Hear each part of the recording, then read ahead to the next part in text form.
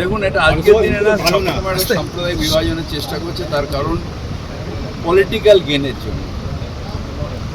কিন্তু মানুষ সাম্প্রদায়িকতাকে দেয় না, যারা করেন তারা মূর্খ। তার কারণ উন্নয়নের সাথে মানুষ থাকে না, সাম্প্রদায়িকতা, বিভাজন এগুলোর সাথে মানুষ থাকে না। টেম্পোরারি হয়তো দু চারজন আপনার পাশে যারা রয়েছে তারা লাফালাফি করবে, কিন্তু সত্যিকারে যারা বুদ্ধিসম্পন্ন মানুষ তারা সাম্প্রদায়িকতাকে আমল দেন না, তারা আমল দেন উন্নয়নকে, তারা আমল দেন দেশকে কীভাবে এগিয়ে নিয়ে যাওয়া যায়, তারা আমল দেন কীভাবে শান্তি শৃঙ্খলা থাকবে সেটা একটা উত্তেজনার সৃষ্টি হচ্ছে। এটা ঠিক নয়। আমরা সবাই শান্তিতে থাকবো, আনন্দের সাথে।